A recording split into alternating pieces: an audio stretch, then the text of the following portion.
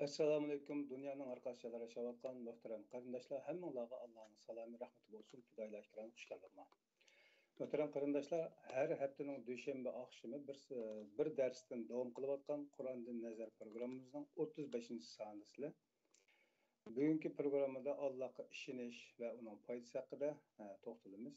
Ekranimizda, ya'ni shu hozir qadar mushu temada iznib kelayotgan yani Kur'an'dan nazar programımızın devam edilen Ustaz Kerim Zahir efendim var.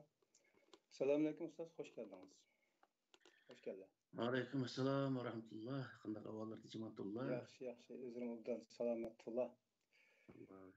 Bugün nasip shundoq bo'lsa kerak, sizga yordamchilikka men bo'lib qoldim.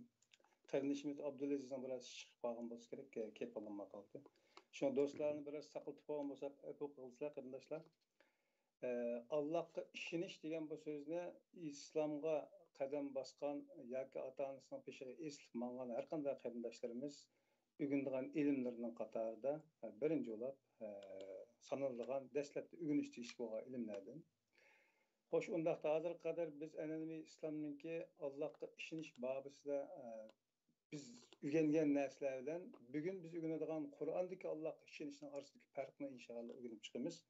Xo'sh, marhamat Ustaz, sizda gap sizda. Marhamat. Assalomu alaykum dunyoning qaysi joylarida hurmatli qarindoshlar, hammalarning shu vaqt xayrli bo'lsin. Bugun shu endi iymonniki shartlariniki birinchisi, ya'ni İmanı Kur'an-ı Kerim'de 5 narsaga ishonish haqida bayon qiladi. Birincisi Allohga ishonish, ikkinchisi malaikalarga ishonish, uchinchisi kitobga ishonish, to'rtinchisi payg'ambarga ishonish, beshinchisi oxiratga ishonishdan iborat. Shuniki birinchisi, ya'ni Allohga ishonish.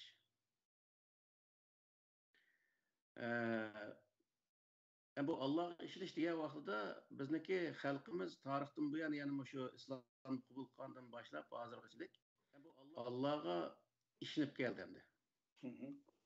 Allah'a ishinib keldi. Gerçi bu ma'u aqida kitoblarida bir qism ko'z qarashlar bo'lgan bo'lsa-mu, xalqimizning ichiga u ko'z qarashlar bak singib ketmaylik. Chunki o aqida kitoblarida Allah'a ishinish deydi, undan keyin o'zi Allohning o'zini hech qanday bir yerda uniki turadigan yerini yo'q deydi.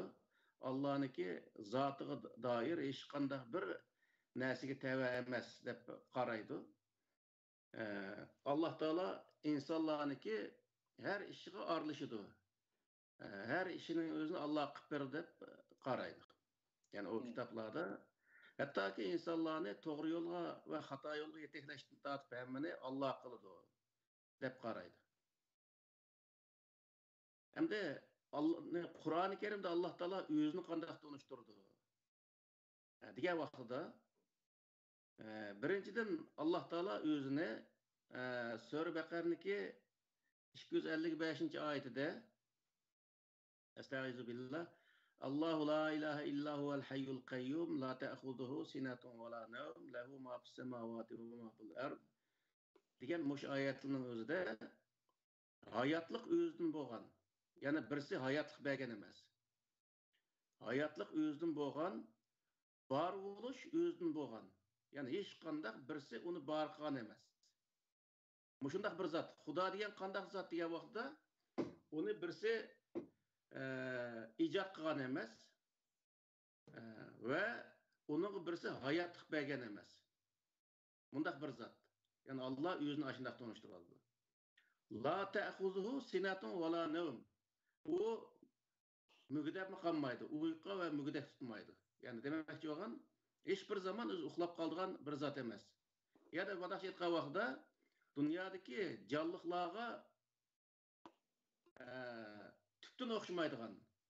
Yani karakter cihetten hiç kadar özünün ona oxşaşlığı bulmagan dünyadaki canlıqlarga hayatlık vergen zat var Allah Teala. Onu kiçiklikten çoğunlukka varlık keltirgen bir sistemi var. Ve o çarçığa vaxtda ügüdep kalıdı, uxlap kalıdı misal.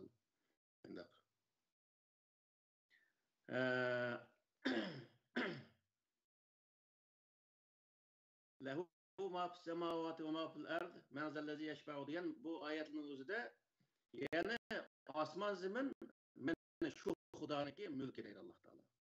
Yani bunda o'g'ni yani Alloh taolo yani osmon zaminni yaratgan, osmon zaminning ichidagi barliq narsalarni yaratgan zot kim o degan vaqtda barliq o'zidan bo'lgan, hayotlik o'zidan bo'lgan ve hiçbir zaman charchab qolmaydigan shunday bir kuch qudratning egasi bo'lgan Alloh taolo yaratgan degan gap endi.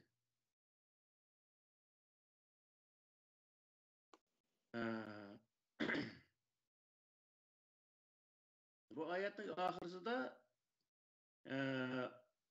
وما خلفهم ولا يحيطون بشيء من علمه إلا بما شاء وسع كرسيه السماوات والأرض وآخر عند آخر نشيده yani Allah Teala o'ziniki qudratini, o'ziniki buyukligini bayon qilib, nima deydi degan vaqtda Alloh taolaning kursisi. Kursi deganni bizda o'rindiq deymiz endi. O'ltirgan o'rindiq degan bo'ldi. Alloh taolaniki kursisi, yani osmon zamindan keng.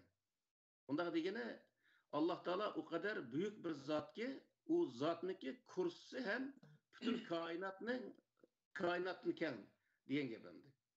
Hozir koinotning o'zini Alloh nima insonlar, yani osmon jismlarini yulduzlar ayrı qilib qolsin, galaksiya hozirgi vaqtda yulduzlar to'plamining o'zini astronom olimlari hisoblab hozirgacha 100 milyarddan 200 milyardgacha oralikda shunday o'zi nima galaksiyaning borligi taxmin qilinmoqda ekan endi. 100 milyarddan 200 milyardgacha yulduzlar to'plami, yulduzlar emas, yulduzlar to'plami endi bor ekan. Her bir toplumda mesela 100 milyard etrafında aşındak özü nacık yıldızlar oldu genelde.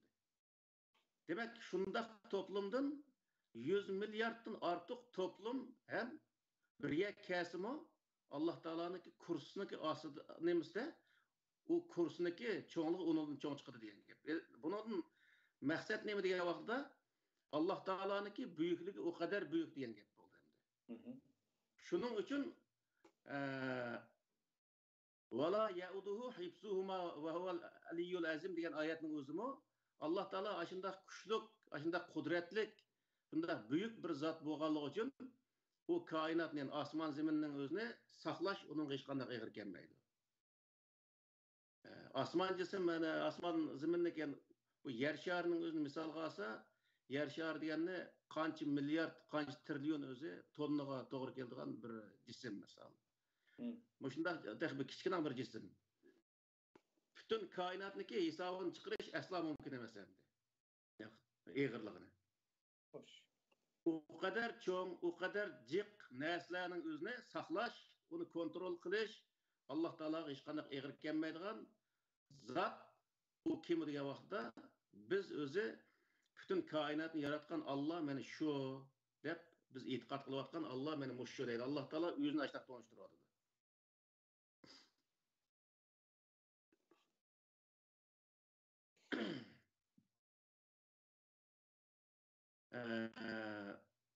Yani ikkinchi bir oyatning o'zida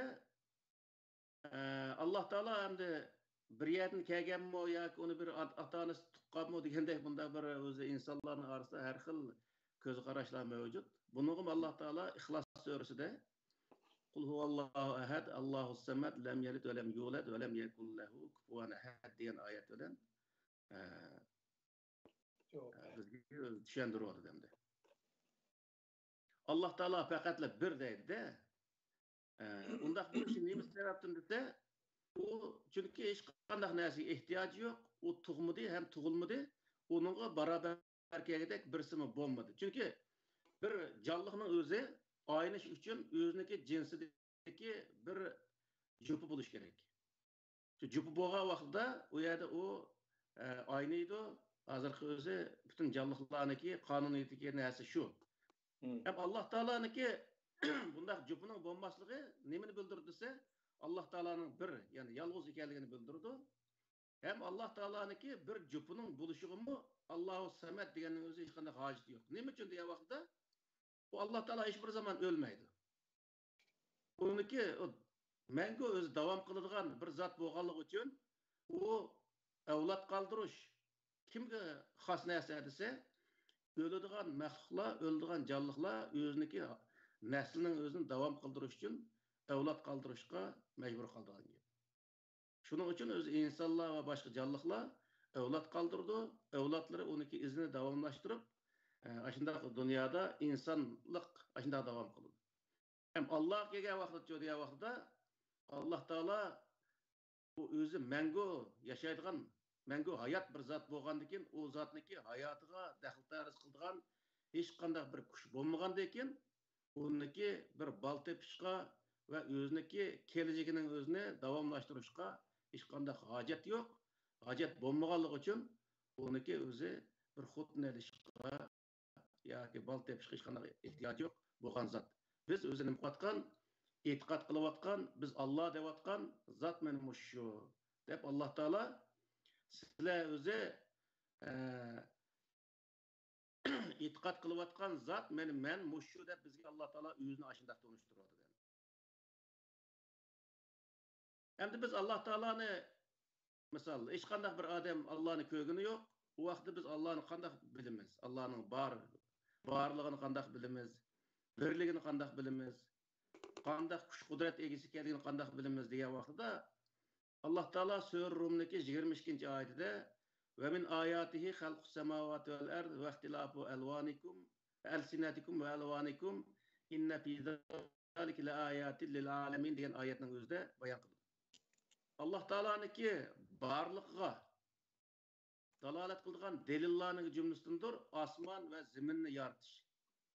Allah Teala osmon va zaminni ijod qilganligining o'zi Alloh taoloniki borlig'iniki delili. Ya'ni bu demak nima desa, har qanday bir asar dunyodagi masalan eng oddiy bir mantiq jihatni aytgan vaqtidami bir asar bo'ldiki, uning o'zini chuqum o'zi yaratqichining borlig'iniki isbot bo'ldi u narsa. Masalan bir yer bir eski kitoblik var. Ming yillar burun selingan bir eski kitoblik. Bu eski kitoblikning o'zi, uniki o'zi sağuchisini bizning ota bobomizda ko'mgan bo'lsa-mu, baş eski kitoblikni shunday ko'rgandan keyin buni qachonda sağgan bo'lsa sağsun, bu eski kitoblikni o'shaga ijod qilgan bir odam bor. Bunun chiri kimga o'xshasin, bo'yturuq qanchalik bo'lishini qat'iy nazar, bu kitobni sağgan bir odamniki borligiga ash tam o'zi delil bo'ldi degan. Bu shunga o'xshash osmon ziminniki bo'g'ini va insonlarniki tilining har xil, rangining har xil bo'lishining hammasi nima desa, Alloh taoloniki borlig'iniki va birliginiki delil isboti deydi Alloh taolo.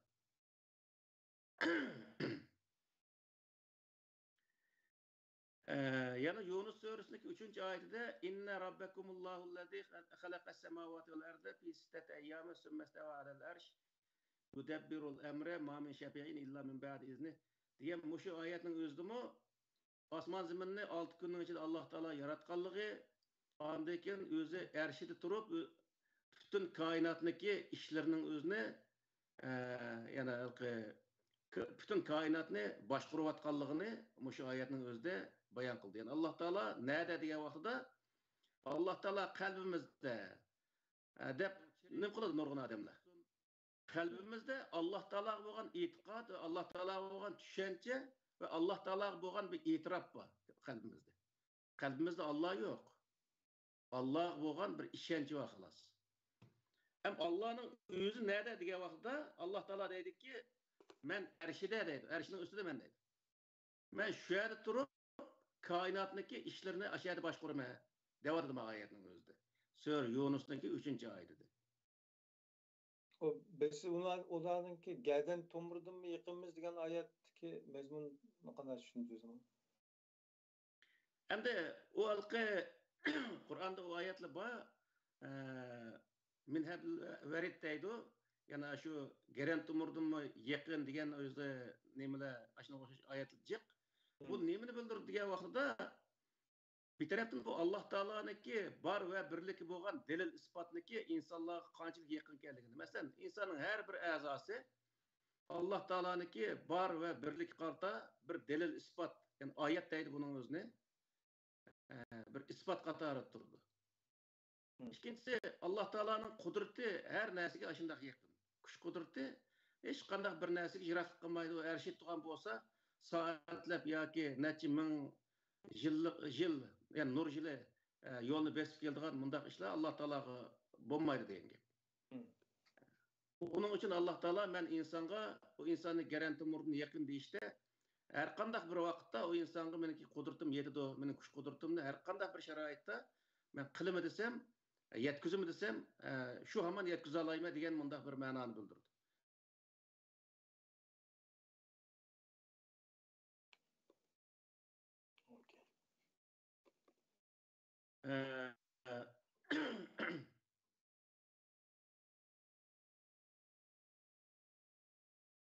Hem de Allah Teala biz yukarıda biz bunda ayetli Kur'an-ı Kerim nayet behcik Allah Teala kainatını yaratkanlık hakkındaki nurgun ayetler var. Onun hemsine kesek net yüzlerce ayet.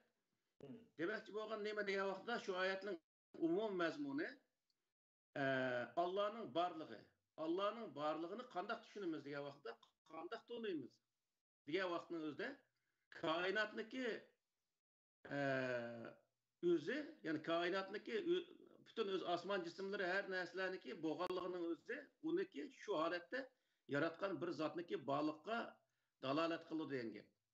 Bu neslenin özü Allah Teala'nınki yani onu yaratkuçuniki bağlıkka bir delil o yaratkuç kim diye vaqtida bütün kainatni mushundaq tedbirli yaratkan Allah'ın özüdür. Yani kainat Allah'ın barlıkka boğan bir delil deyen gep. Onun içindeki her xil narsa olsun, bütün insanların rengi, tillerini tatip, hemmisi Allah Teala'nınki barlık olgan bir delil. Endi Allah Teala'nın birliki olgan delil yo degan vaqtida Allah Teala bununğa özü delil keltirip "Lev kana fihima alihatun illallahu lefesadata" degan mushu sura Enbiya'nınki 22. ayetide şunday dendi. Eğer o asman ziminde Allah'tan başka bir kaç ilahlar bolsa, o vaxtda Allaburun o asman zimin veyran bolup ketken bolatdy. Nima üçin veyran bolup ketken bolatdy diye vaxtda bir yerde hakimiyetni başkurduğan başlık bir qancha vaxtda o yerdeki hukukun talış payda bolup diye. Hukuk talış payda bolgandan keyin o yerde men andaq başkurma deydi birisi, yen birisi men mandaq başkurum deydi. Şu yerde başkuruşning özüne talış arkalı o nesne veyran kılış aşınana kelip çıkırdı. Hem de bu bütün kainat yaratılgandan tartip hazırgıçlık hiç kandak veyran bolmay kilişinin özü nemini bildirir dese kainatni yaratkuchuniki bir ekanligini bildirir. Yani bu Sure İsra'nınki 42. ayetinde mi "Kul lev kana ma'ahu aliyatun kema yaquluna izel lebtegu ila zil arşi sabila" degan bir ayet var. Muhammed Aleyhisselam'a devatı bu yerde eğer o Allah bilen bir qancha ilahlar bolsaydı ular devatqandak yani şu müşrikler Yahud Nasaralar yoki Mekke müşrikler devatqandak bir qancha ilahlar bolgan bolsaydı izen şu vaqtning o'zida labtagav ila zil arshi sabila arshini egallash uchun bir yo'l izlagan bo'lardi. Yani hakimiyet o'rni arshi o'g'ashqa her bir ilah men başlık olaman deb u yerda u arshini egallash uchun hakimiyet o'rnining o'zini egallash uchun u yerga yo'l izlab u yerga o'zi hujum qilib qilgan bo'lardi. Shuni nima bo'ladi desa oxirsida bütün kainatni vayron qilgan bo'ladi. Demakchi bo'lgan nima degan vaqtida hech qanday bir o'zi buzilishning paydo bo'lmaganligi kainat şu burun tatip hazırgıçlık ve bundan keyin davamlıq bir sistemin içinde ketiyotganliginin özü nemini bildirdi dese onu başquruvchuniki bir ekanligini bildirdi degan gap. Bu bir bo'lgan yani başqurayotgan bir zat kim o degan vaqtda Allah degan gap.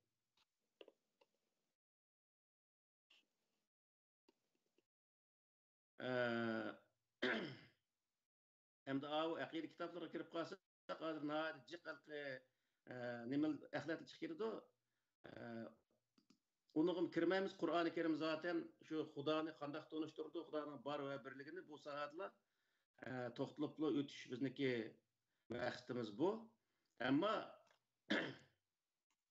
Allah işindiğen adamni qandaq işinish kerak degan vaqtida koinotniki mushundaq bir koinotni bo'lganligining o'zi bu koinotni ashundaq yaratquchniki barlig'iniki delili ekanligini bilish va koinot davomli bir qonuniyat ichida harakat qilganligining o'zi u koinotni yaratquchniki bir ekanliginiki delil ekanligini bilishni bildiradi degan gap. Alloh taolo buni deyapti bizga.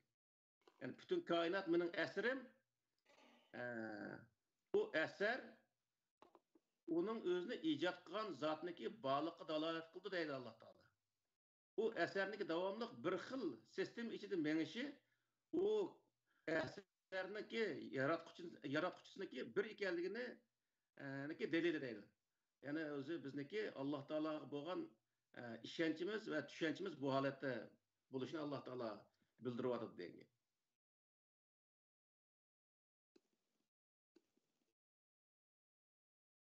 Hem de Allah Teala özü işinişke bütün kainatni Allah yaratganlığa ve şu bütün kainatni yaratgan zatniki hemimizniki ilahsi ekanlikka işinişke işengendan keyin buni nima foyda bo'ladi? Misal bunun özünü Allah Teala bizga bayon qildi. Yani biz işinimiz Allah Teala'ga misal işengendan keyin bizga dunyoda qanday foyda bo'lishi kerak? Bunu mu o'zi insonlar tushunish lozim?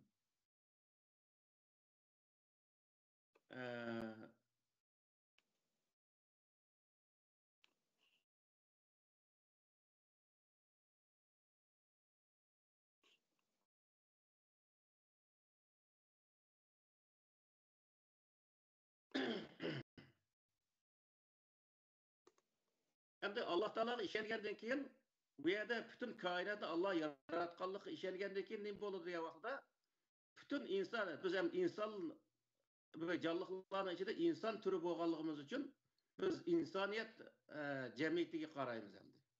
Shu vaqtning o'zida insoniyat jamiyatida bütün insonlar Alloh taoloning oldida barobar bir inson ekanligini Alloh taolo bayon qildi. Yani o'zi bütün insonlar Allohning oldida barobar bo'lgandan keyin bu yer nimani bildirdi desa, hech bir inson yana bir insondan kam emas, ya bir inson yana bir insonning qul emas, misol. Bunda holatda. Bunda bo'lgandan keyin bu insoniyat jamiyatida Alloh taolo bizga maqsad qilgan narsa bu yer nima degan vaqtda barobar yashashning o'zini.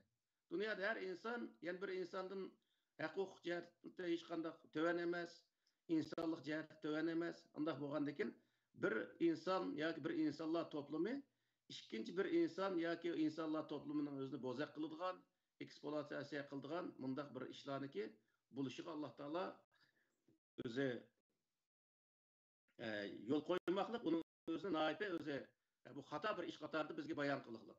Ammo insonlarniki ashunday qilishining o'zini Alloh taolo nima deydi desa, bu bir xato bir ish.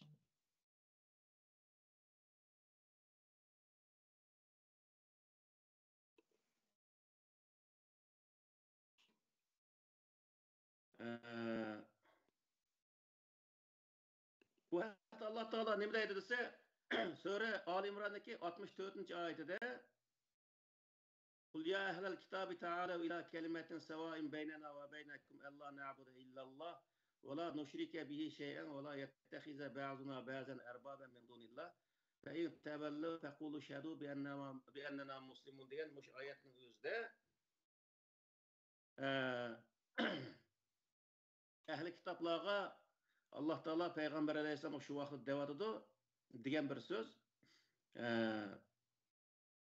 Aramızda beraber bo'lgan bir söz kelindi. O söz nima desa, hammamiz Alloh taoloning oldida Allohga itoat qilish, Alloh hech narsani sherik keltirmaslik sohasida o'xshash bir inson. Yani Alloh taoloniki hammamiz Allohning bir bandasi, hech kimdan ustun emas va hech kimdan to'van emas. Mundaq bir so'zga kelinlar. Yani hammamiz beraber yashaylik bu yerda. Wala yettehize ba'zuna bazen erbaben min dunillah. Allah'tan başka birbirimizin özünü birbirimizge hocayin tutmaydı. Yani özü birisimiz yani birimizin üstün gördüğün yoki birisimiz yana birimizni töven ko'rgan bundaq ishlar bo'lmasin. Haq-huquq jihatda, insonlik jihatda hammamiz o'xshashligimizni his qilgan holatda, bilgan holatda hammamiz Alloh taoloniki bir bandisi bo'lish sifatimiz bilan barabar shundoq yashaydi deb mushu so'zning o'zini ularga deb Alloh taolo deb atadi. Bu nimani bildiradi degan vaqtida dunyoda hech bir inson yoki bir millat yana bir millatniki ustida bo'lmaydi. Biz kichik vaqtida Xitoylarning o'zini aka millat deydigan insonlar bor ekan. Bir millatniki yana bir millatniki akasi olmaydi yoki dadasi olmaydi. Hamma millat jihatda o'xshash, mayli oz bo'lsin, ko'p bo'lsin, o'xshash. Shuning uchun bu yerdagi narsa nima degan vaqtida bir millat ikkinchi bir millatdan o'zini to'van ko'rgan vaqtida bu millatda qulluq holat shakllandi degan. Qulluq ro'yi shakllandi. Qulluq ro'yi shakllangandan keyin u insonlar davomli shu xalqi millatning ostida yashashni o'ziga faxrlanadigan, faxr his qiladigan bundaq holat shakllandi. Shuning bilan mustaqillik ruhi tovanlaydi yoki mustaqillik ruhi o'ladi. Yani Kur'an-ı Kerim'de nurg'u yerida misol abdi degan kelima bor. Abdi kelimasining o'zini nurg'u yer tarjima qilgan vaqtida biz qulchilik qilish deb tarjima qilgan yeri bor. Allah qulchilik qilish deb tarjima qildi. İnsanlarni bunday qilgan vaqtda Allohning qullari deb degan gap endi. Biz Allohning qullari, Allah biz qulchilik qilamiz deydi. Bu Allah'ın şaniga nihoyatda eg'ir bir o'zi dog' tekkizganlik, Allah'ın şaniga bir haqorat qilganlik hisoblandi. Bir tarafdan. Yani Allah bilan insonning o'tirishiki munosabatga asosan. Nima uchun degan vaqtda hech qanday bir maxluq Allah'ning quli emas. Allah'niki maxluqi, Allah ijod qilgan bir narsa. Osmon jismlari masalan oyni, kunni zimindeki dal-daraxtlarni Allah Taala yaratgan bo'lsa, insonnimi ashunga o'xshashlar bir yaratgan bir maxluqi Allah Taala bu vaqtda nima deydi degan vaqtida butun koinot mening mulkim deydi. Mulkim deganning o'zi men uning egisi, u narsalar mening mulkim degan deydi Allah Taala. Mulk bo'lgan narsa hech bir zaman u zotniki qul olmaydi. Qul degan qanday bo'ladi degan vaqtida qul deganni o'zi bilan teng iqtidordagi bir narsani setib olsa, u qul bo'ldi. Masalan, bir inson yana bir insonni setib olsa, u setib olingan inson u insonniki setib oluvchining quli deb hisoblanadi.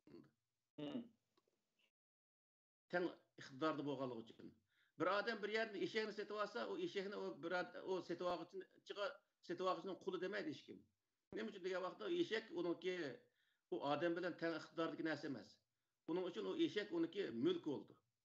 Ammo inson setib olsa, u qul hisoblandi. Endi Alloh kelgan vaqtda Alloh taolo insonni bir yerni setib olgan bir narsa emas. Inson hech narsa setib olmadi Alloh taolo. O'zi yaratdi, o'zi ijod qildi uni o'zini. Bunday bo'lgandan keyin xuddi men bir yerda uyda bir o'zi jo'zbandingni yotsam, o jo'zbanding meniki mulkim bo'lganga o'xshash. İnsan Allah Teala'nın mülkü, bütün kainat Allah'ın mülkü bo'lganga o'xshash. Shuning uchun Qur'oni Kerimdagi abdi kelimasining o'zini qul deb Allohning qullari deb o'zi tarjima qilish butunlay xato bir tarafdan. Ikkinchi bir tarafdan bu insonlarniki ruhiga qulluq ideyasini singdirishniki bir yo'llari. İnsonni qulluqqa ko'ndirish, qulluq ideyasi ko'ndirish.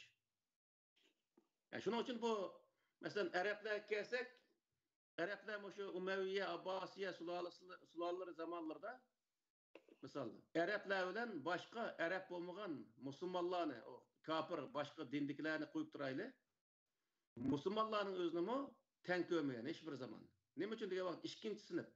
Yani biz orqali sen musulmon bo'lding.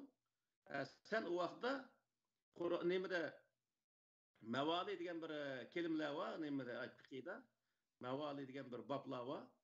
Bu nima desa mavali deganni qul degan gap mana shu vaqtda.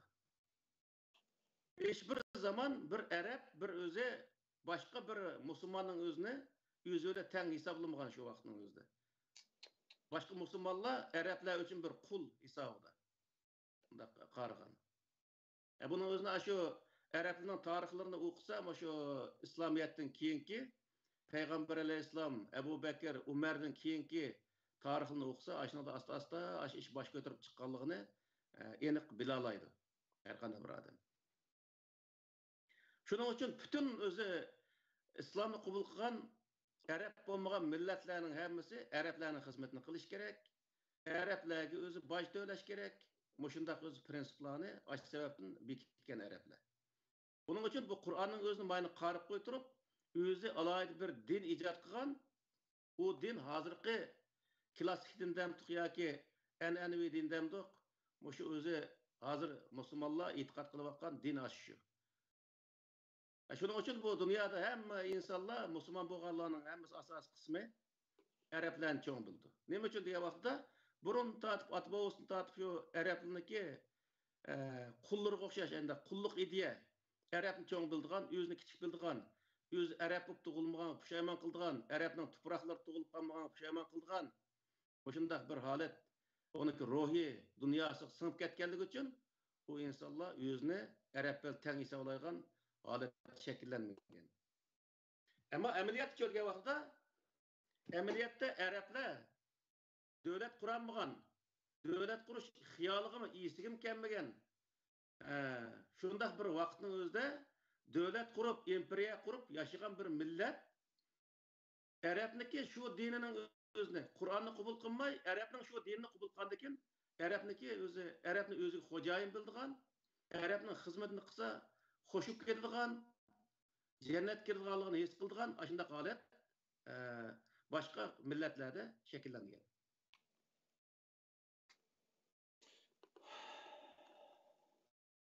Shuning uchun bu yerda nima degan vaqtida boshqa millatniki bo'libmi Uyg'ur xalqidagi qulluq ideyasi singib milliy ruh, yana Uyg'urluq milliy ruhi shu sababdan o'lib ketgan Uyg'urlarda. Yoki ojizlab ketgan nurg'un odamlarda nihoyat ojiz, nurg'un odamda o'lik. Uning uchun o'zi vatanni ozod qilish, millatni erkinlikka erishtirish deganga o'xshash bu ishlarda nihoyat sus yoki bo'lmaydi. Qilmasa ham bo'ladi. Musulmonlik har qanday bir yerga borsak, har qanday bir musulmon mamlakat bizniki davlatimiz degandek shunday gaplarni qilib, o'zini o'zi aldab yashaydigan holat xalqimizda shakllangan. Hozirgichalik nurg'un odamlarning o'zini siz Uyg'urmi yoki musulmonmi desa, shuning o'zida darhol nurg'unlari o'zi 50% to'psikisi men musulmon deydi. Men Uyg'ur musulmoni deb javob bermaydi hech bir inson. Ko'pinchilari. U Uyg'ur tug'ilganligini, keyin o'zi islomni qabul qilganligini buni e'tirof qilmaydi. Misol.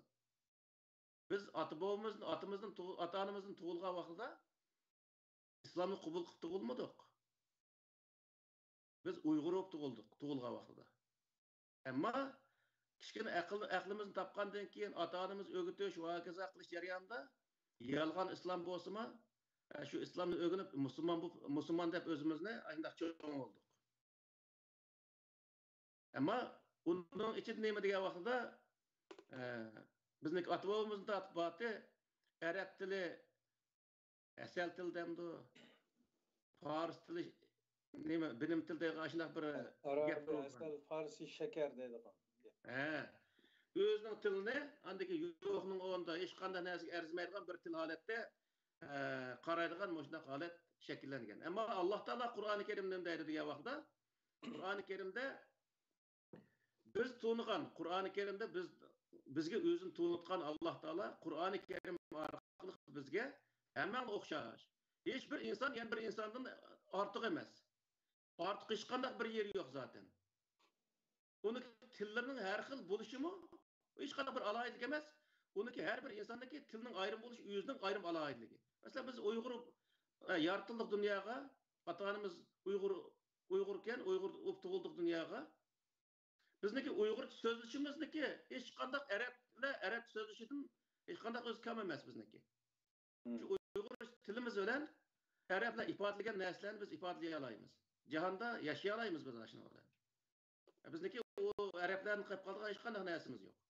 Buning uchun bu yerki narsa nima degan vaqtda Allohni tunish, Allohga iymon keltirish va iymon keltirgandan keyingi foyda nima degan vaqtda insonlar, ya'ni insoniyat dunyosi, butun dunyodagi insonlar o'xshash. Hech qanday bir inson yoki hech qanday bir millat ikkinchi bir millatdan ustun emas.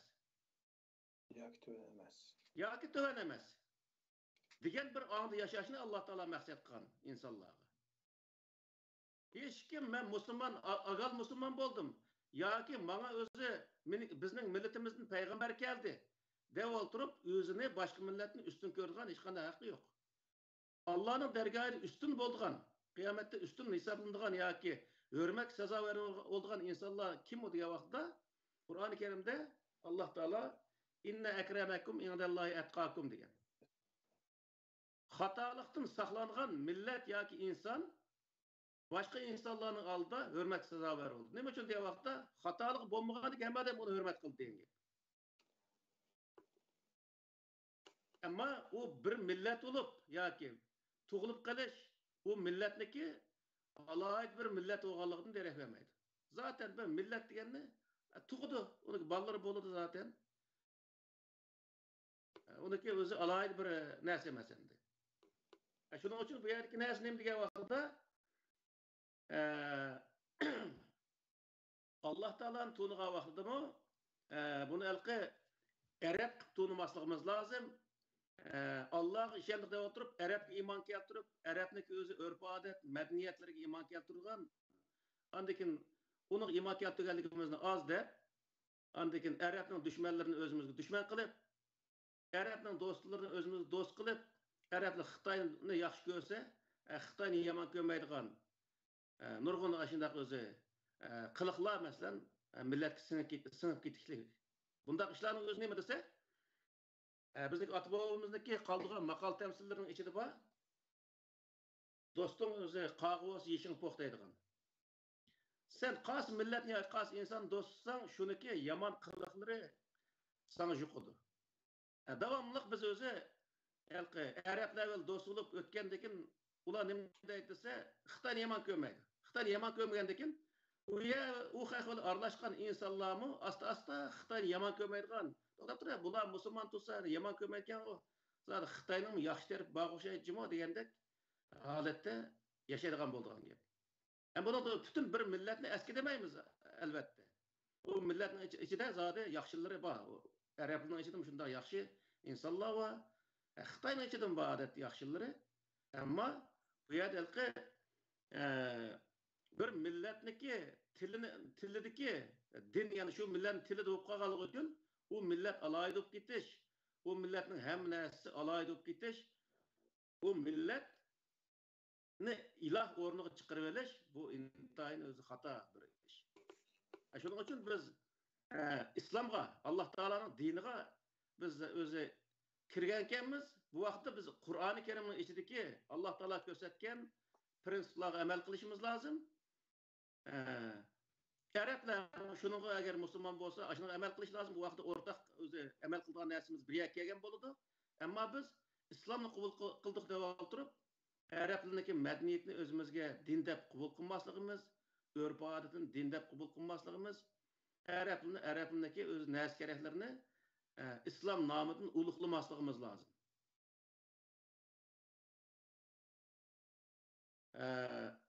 Misal hozir Sham diyorida yashayotgan qarindoshlarimiz bor. Ashlarma Shamniki ulug'lig'ini bir Maddaning o'zi so'zlab bersa, ashaki shu Shamga kirib ashar urush qilib nurg'un qarindoshlarimiz o'lib ketishlik. Har bir millat uchun men burunqi videolarimdan jiq degan buning o'zini o'z vatani muqaddas.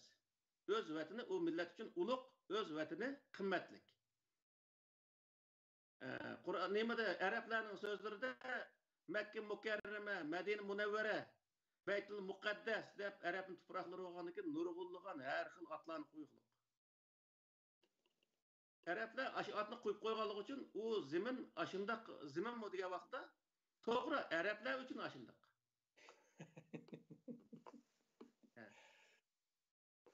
O bir millet özneki vatanını aşında kadirligen vaqtida o vatan o milletning qo'lida turadigan gap.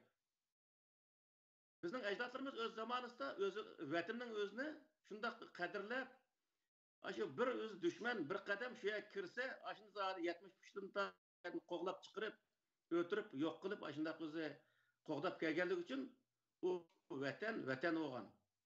Endi biz degan vaqtda biz o'zimizning vatanni qadrlamaydigan, boshqa millatlarniki vatanni qadrlaydigan, boshqa millatlarniki dushmanlariga dushman deb qaraydigan, o'zimizning dushmanning o'zini uncha ola o'z dushman deb qarayolmaydigan bundaq bir holat shakllanib qolishlik sababi nima degan vaqtda biz Allohga ishonmasdan Allohning o'rniga shu Arabning o'zini boshqa millatlarning o'zini qo'yib qo'yganligimiz sababidan bo'lgan narsa bu.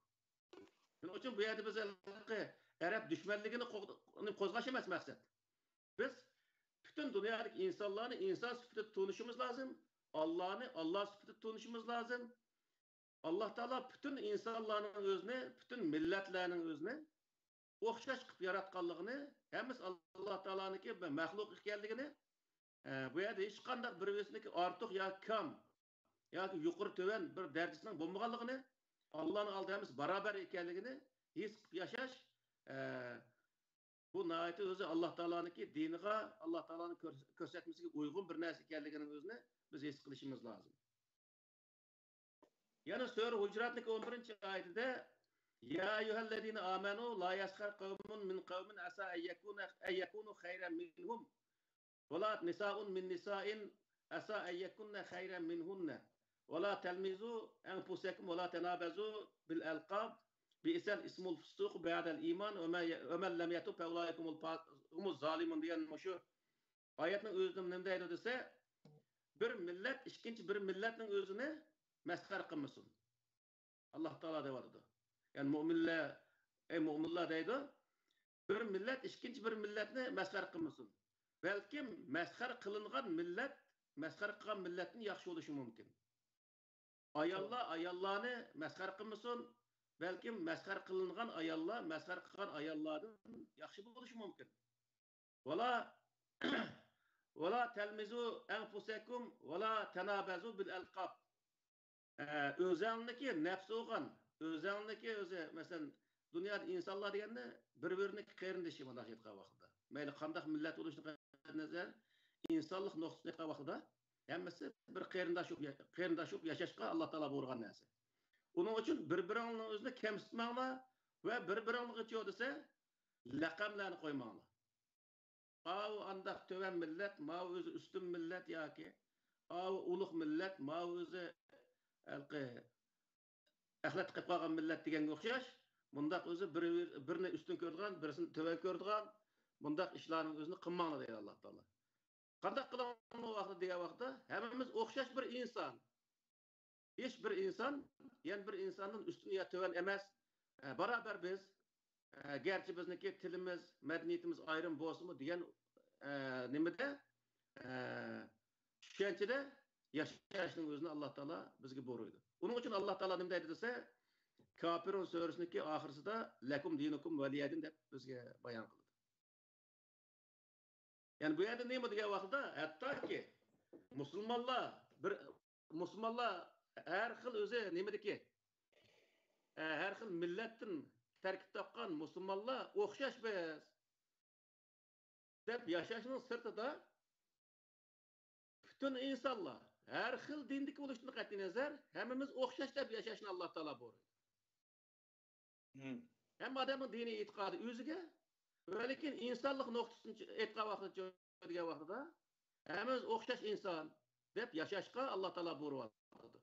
Yani Kul ya eyyuhel kafirunun 5'in başlatınım vaxtda onunki itiqad ibadet qılınırsa ibadet qılmaysa sen ula ibadet qılmaydı degen məzmundaki ayet ahırsı neymi dese xulas kalam hem adamdaki dini itiqadı özüge dep bu yer neymi deydi dese hemimiz insanlık noktasının bir yerde yaşayımız birge yaşayımız dini itiqad sahası degen vaxtda dini itiqad sahası da biz özümüzün dinine özümüz emel qılımız ama başqalarını biz dini sebepten kemsitip, hakaret kılıp, kılışka bizim hakkımız yok deb yaşaş, bu Allah Teala bizge buyurgan ve bizge bergen hak hukuk prensip deyen gep. Şu Kur'an-ı Kerim qanday qılып qılıp degan vaqtda, ma hozirgi zamanda laiklik degan bir söz var. Mesela Türkiye'nin laik devlet deydi mesela. Laiklik degan ne? Dinden xali, hakimiyet adaletni asas qilgan. Bütün devlet territoriyasidagi insonlarga barabar muomala qiladigan, uni din, mazhab surishti qilmaydigan, dinni hokimiyatga aralashtirmaydigan, hokimiyatniki prinsipi nima desa, hokimiyatning dini prinsipi yoqolmaydi, adolat faqatla. Adolat orqali butun shu hokimiyat ostidagi butun har xil millat, har xil diniy e'tiqod, har xil mazhabdagi, har xil madaniyatdagi insonlarning o'ziga adolatning oldida barabar muomala qilish. Bunun özünü Kur'an-ı Kerim buyuruyordu. Yani Kur'an-ı Kerim bunda aytgan vaqtda nima deydi desa, dünyada bir layık bir devletni qurishni o'zi buyuruyor degan. Her adamniki diniy e'tiqodi o'ziga deb hisoblab, u yer faqat adolat bilan bir qonun chiqargandan keyin u davlat o'ziniki shu nemisiga ahvol qarta bir qonun chiqargandan keyin butun shu o'zining territoriyasidagi millatlarga, har xil dindikilarga şu kanun aldı, o'xshash o'zi muomala qilishni Alloh taolo buyurdi. Mana bu Alloh taolo o'zi yo'l qo'ygan davlatchilik o'zi ko'rsatmasi yani.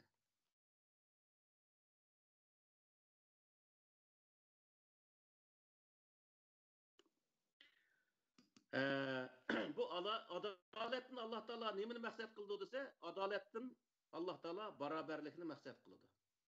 Adalet aslida bütün insanlar beraber, yani özü bir millet, yani bir milletin üstün hesaplanmaydıgan, bir dindeki insanlar, yani bir dindeki insanların üstün hesaplanmaydıgan halette, hem insanlar meyli qaysi din, qaysi mezhep, qaysi rengde buluşunu qat'i nazar, qaysi millet buluşunu qat'i nazar, hemmesi kanun aldı, beraber yaşayışının özünü Kur'an-ı Kerim maksat kıldı. Şunun için bu halkı bunda desek Kur'an-ı Kerim'de İslam devleti kuruşunu maksat kılıp dep nurgun adam bundak mı qaraydı? İslam fakat dünyada adaletini berpa kılış için düşürülen bir kitap. Kur'an-ı Kerim insanların Müslüman buluşunu teşebbüs kıldı. Ama mecburlamaydı. Lekin adil buluşunu çözdüse, adil bulmağa adam zalim bulup dep, bu adil buluşunun özünü Allah Teala kattık özü buyuruydu. Kur'an-ı Kerim'de 3 yerde var bu ayet.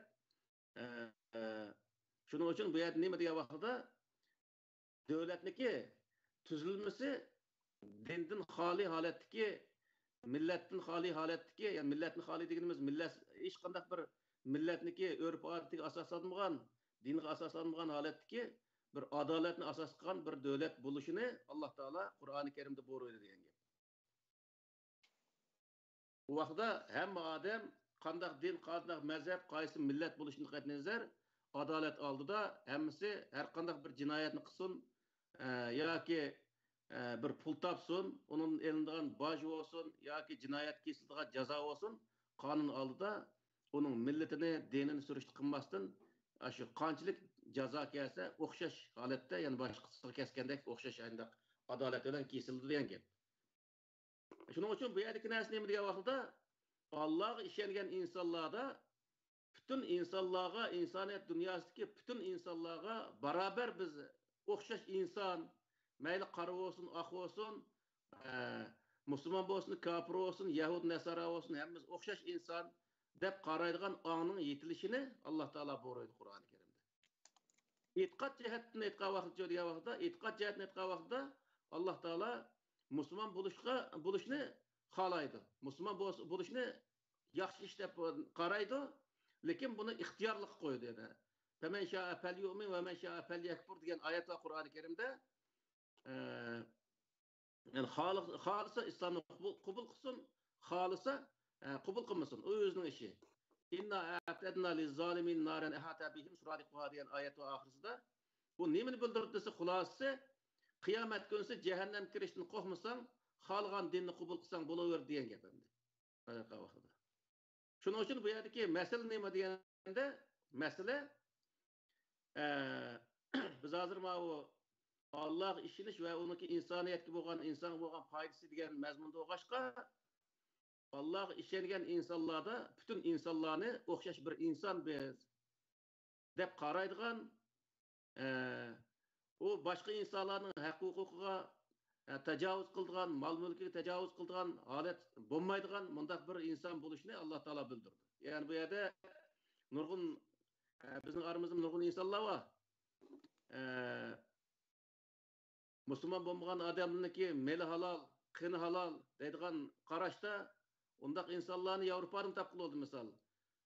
Ve do'konlarga kirib, u yerda o'zi o'g'illik qilib yurgan insonlar bor. Bularniki bittal tükünüş olsaqma hesap deydigan munda qarqosa qarniyat insonlar bor. Alloh taolo bu Qur'oni Karimda insonniki haqqidan o'zi qattiq to'sqan Alloh taolo o'zi o'ziga qilinadigan ibodatni qilmagan insonlarning tövbesini qabul qiladi. Va lekin bir odamning haqqini yevelib, andik Alloh taologa mening haqqimni, falonning haqqini yeb olgandim ashuni o'ssang degan vaqtda Alloh taolo uni o'tmaydi. Nima uchun degan vaqtda undan shu odam birinchi o'tish kerak. Masalan, bir odam yana bir odamniki bir narsani elib olsa, bu narsa elevelingan inson bo'ldi, men haqqimni o'tdim degan vaqtda undan keyin u odam tövbe qilsa Alloh taolo tövbesini qabul qildi. Bo'lmasa uniki tövbesini qabul qilmaydi. Chunki u bir odamning haqqini yevilish u qiyomat kunisimi Alloh taolo o'tmaydigan, chunki insonga o'ziga munosabatli kishi o'g'ashqa bunda bir narsa.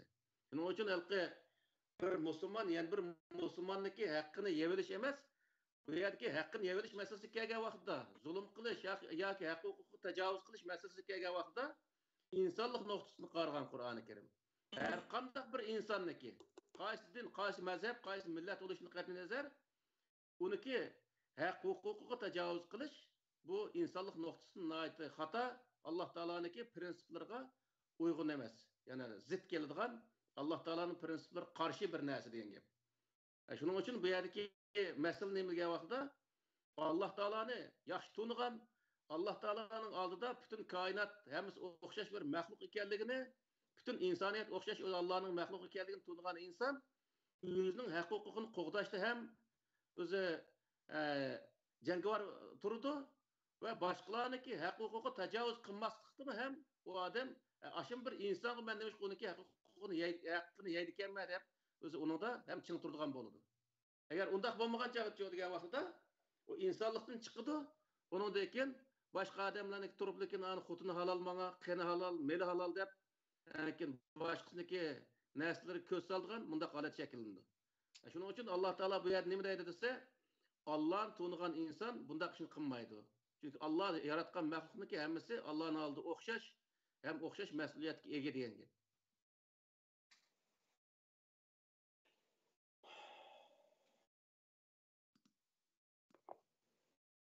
Peygamber Aleyhisselam'ınki Medine'de kurgan devleti İslami devlet miydi diye bir soru vardı. Hayatın siz devlet kurskala kadar toktaldı da. Peygamber Aleyhisselam tumak özü hiçbir peygamber tarihte ötken. Mesela Yusuf Aleyhisselam Mısır'da başvezir olgan zamanları olganken şu Kur'an-ı Kerim'deki nem boyunca Davud Aleyhisselam, Süleyman Aleyhisselam'la mesela devlet kurgan adamlar, devlet sorgan adamlar. Mesela Davud Aleyhisselam devlet kurgan, Süleyman Aleyhisselam Davud Aleyhisselam'ın miras kalan devletini devamlaştırgan ve kengaytken adam. Peygamber Aleyhisselam'ı devlet kurgan. Yani muşlaniki devletiniki hiç birisi İslam devleti namıda atalmagan. Çünkü İslam devleti deyişinin özü ya bir dinga, yani kandak bir din oluşunu qat'iy nazar, bir dinga mensup qilishning o'zi Alloh taolo qabul qilmagan bir ish. Chunki nima uchun degan vaqtda bir davlatda eng o'zi bizniki Uyg'urlarcha qaraq biladigan Turkiyani, Turkiyada bir davlatning o'zini islom davlati deb qurgan vaqtda o'zi nima bo'ladi degan vaqtda musulmon bo'lmagan millatlarga zulm qilishga boshlaydi inson. Mesela Avrupa'da Angliyanın özünü Hristiyan devleti dep kurgan takdirde ne boldu? Biz Hristiyanlar oң көзөл qarap, başka milletlerge sol көзөл qaraş doğru keldi diyen gep. Adalet şöyle yokaydı diyen gep. Allah Teala öyle ne deydi dese, insanların arasında o ne Müslümanların arasında adalet öyle hüküm kıl diye yeri yok Kur'an-ı Kerim'de. İnsanlar arasında adalet öyle hüküm kıl deydi. Bu meyli kandak insan buluştuğu kati nazar yani. Müslüman olamdı, kafir olamdı, Yahud, Nesara olamdı, Buddhist olamdı. Kandak yoki eşek kitap, eşekке çokunduğun insan olamdı. Kandak insan buluştuğu kati nazar. Bununla o çokunduğun nersi özüge hesap. Bununki insanlığı bizge hesap. Yani biz onu nemdep qaraymiz diye vaqtda çokunduğun nersi qo'shib qarmaymiz. Onu özümüzge o'xshash bir insan deb qaraymiz. Yani şu Angliyada da var şu nimede ki o Hindistan'dan kelgen kalığı çokunduğun aşındaq insanlar barça bizim şu ki nime mayır bir cami var, çoğun bir cami. Aş camiye Uygurlarniki işlerini tanıştırış için çağırıp ki baga vaxtımızda Yahudilniki mollaları, Hristiyanның mollaları, andaki aşı Hindilniki mollaları, andaki aş kalığı çokunduğunun mollaları degендek Müslümanlık qo'shilib başladı. 8-10 dek dindeki insanlar geldi. İnsanlarniki şu nimeler hem de şu dindarlar geldi. Kep şeyde hem biz nim kıldı dese özüm tanıştırdı. Ben falan çirkavda işlerken pop. O falan tapınak işlerken Yahudinin nemesi falan tapınak işlerken adam. Yenbesi ben bunda kalığı çokunduğunki mayadikilniki başlığı deydi. Yenbesi bizim deydi. Aşdaq beğenmesi şu özünki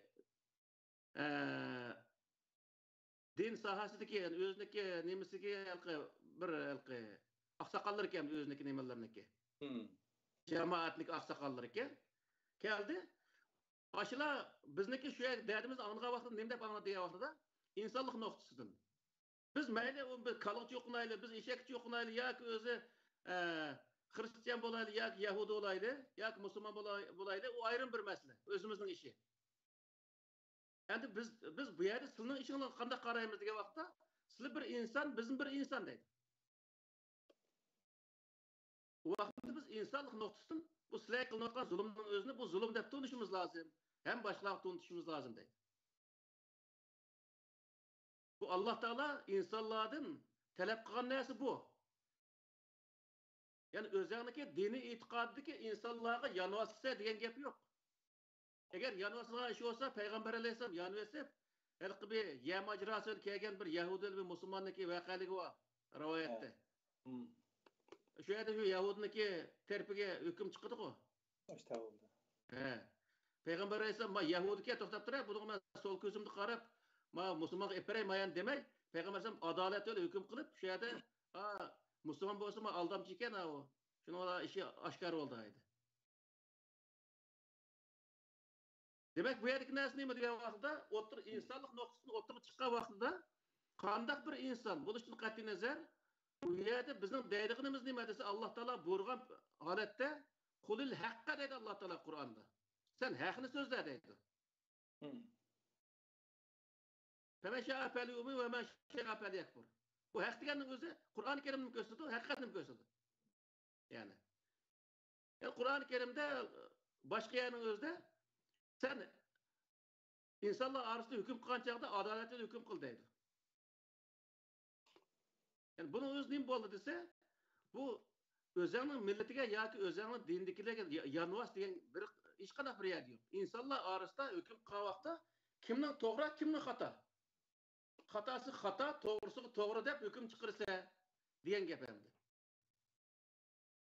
Shuning uchun bu yerdagi narsa nima degan vaqtda din hozirgi gapniki 5'i devlet kuruluşunun başlandı. Devletin hiçbir zaman hiçbir peygamber İslam devleti diyen bir nam bilen kurgan emez. Keyinki vakitte Peygamber Aleyhisselam'ın kurgan devletinin özünde Medine İslam devleti de atıvagan. Bizdeki Uygurluca kara ataydı onu. Hatta ki Ebu Bekir, Ömer, Osman aşılarının özü mü? Yüzünü halife diyen emez. Biz hazır bunu halife dep kalımız, şu ağzımız ögünüp kalgan bununla. Halife deyimiz, ular özünü halife degen emas. Ebu Bekir'e sen halife degen vaqt, yok ben halife emas. Men halife oluş salahiyetim yok dep özünü bildiğin adamla oğanlık için o. Ben halife emas diye algan alı. Bu vaqtda kim sen degen vaqtda? Emirul Mu'minin. Emirul Mu'minin degeniniz hazır nima degen vaqtda ma devletning prezidenti nima deydi? Prezident. Şu vaqtdagi mu'minlarning prezidenti degan gap o. Emir. Bu halife deb özüne undaq atılgan, men payg'ambarning halifasimi degan. Allohning ba'zanlar esa Allohning halifasi degan vaqtda Allohning halifasi emas men, payg'ambarning halifasi emas, men Emirul Mu'minin degan shu vaqtning o'zida. Aş tarix kitabını okusa Emirul Mu'minin aş nemining o'zida rivoyatlarim chiqdi aş narsa. Demek nima degan vaqtda bu yerdagi masala devletni İslamning nomida qurish degan bir narsa mavjud emas. Payg'ambar alayhissalom shu Madina ahdnomasini tuzgan vaqtida shu ilqi bular davlatchilik babida dedixmiki deb o'ylayman. Shu ashada tuzgan vaqtda shu Madinada qanchalik odam bor desa, Payg'ambar alayhissalom Makkadan ko'chib kelgan vaqt 10 ming atrofida insonlar yashaydi ekan. 10 mingniki eng az 40% yahudlik shu. Nimada yashaydigan. 8-10 da qabila var. Şuniki bir 4 ming atrofida yahudlar varki, qolgan 6 ming atrofida arablar va boshqa xristian bo'lsin, arablar baribir ayndaq insonlar yashaydi ekan. Shu yerda kelishim tuzgan vaqtida nima qiladi degan vaqtida hammamiz mush Madinada yashayapmiz, hammamiz insonlik nuqtasi o'xshash, hammamizning dini o'zimizga. Hech kim diniga haqorat qilish huquqi yo'q. Hech kimni mening dinimga kir deyish huquqi yo'q. Faqatla to'g'rini so'zlaymiz xolos. Xalq odam kirdi, xalq odam kirmaydi. Bu qadar yani. Deb u yerda davlatni qurgan vaqtda shu qabilaning boshliqlarini bir yerga kelib, huquqda hammamiz o'xshash, atrofimizdan bir dushman kelib bizga bir qabilaga hujum qilsa hammamiz o'xshash bir safda turib, uning qarshi turamiz deganga o'xshash shunday prinsiplarni o'tirib qo'ydi. Keyin uning o'zi qabilalar payg'ambar alayhisalom vafot bo'lganga yaqin 50 necha qabilaga yetdi misol.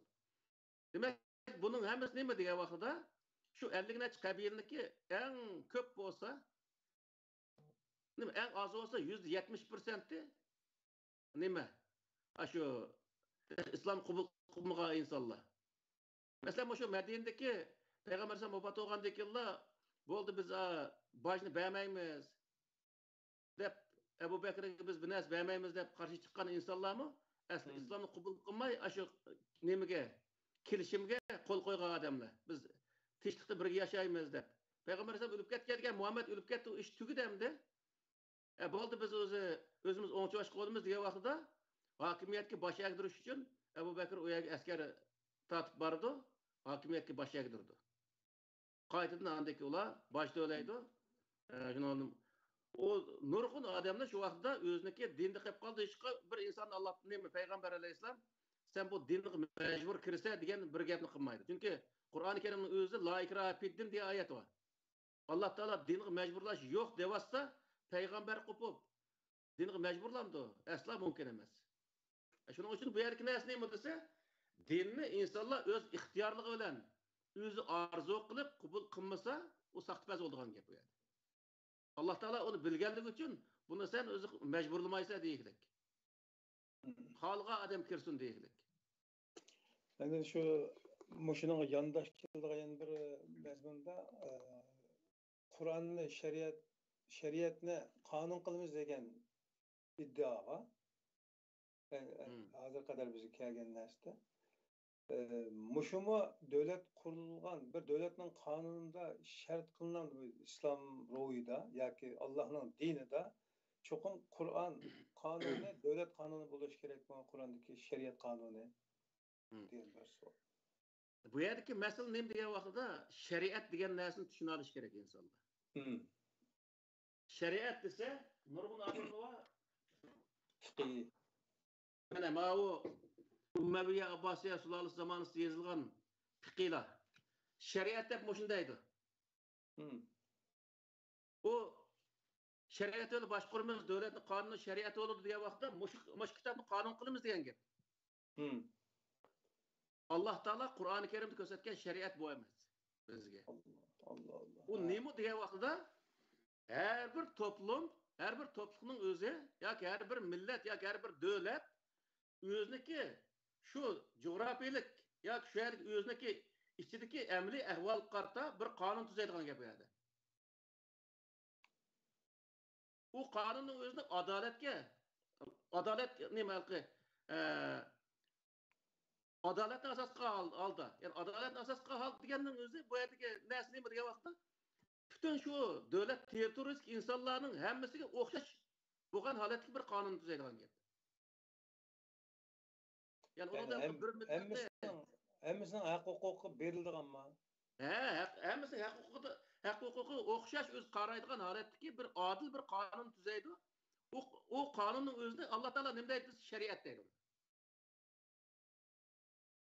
Bu shariatning o'zida prinsiplar va Qur'oni Karimda misol o prinsipning o'zi nima degan vaqtda insoniyatning ziyniga yoki bir toplum ikkinchi bir toplumning ziyniga ishlatmaslik qatorda prinsiplar bor.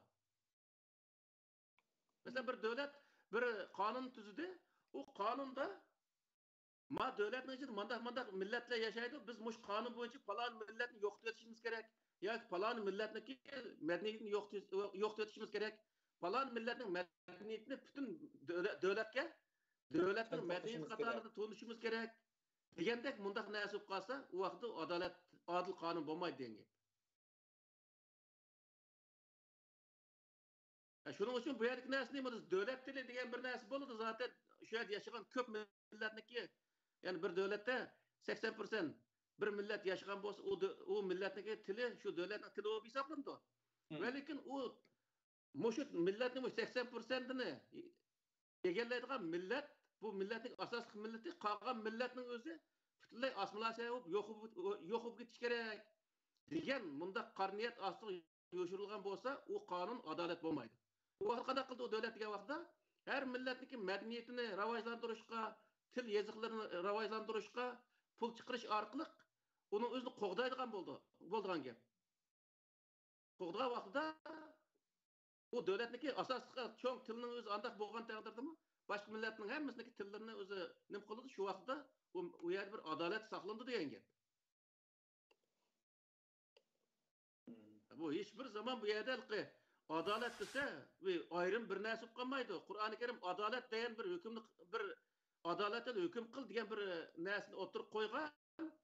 Adolat degan qanday narsa degan vaqtda adolat degan hamma odamga o'xshash qarash, o'xshash muomala qilish, hukmni o'xshash chiqarish degan prinsipni o'tirib qo'ygan. Demak, mushu prinsipga amal qilingan vaqtida adolat bo'ldi degan gap.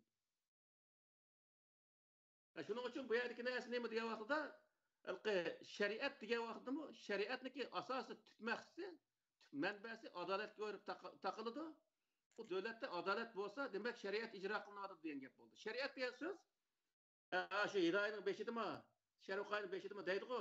Shariatul g'arra degan bir iboralar bor shunda.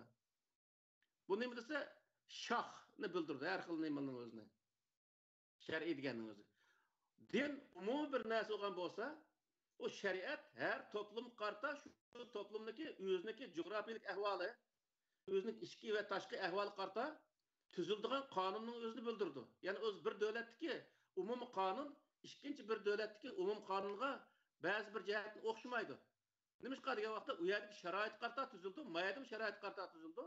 Shu vaqtda nima bo'ldi degan vaqtda mayada qonun bu yerdagi insonlar qarta adolatni temsil qildi. U yerdagi qonun u yerdagi insonlar qarta adolatni temsil qildi degan gap.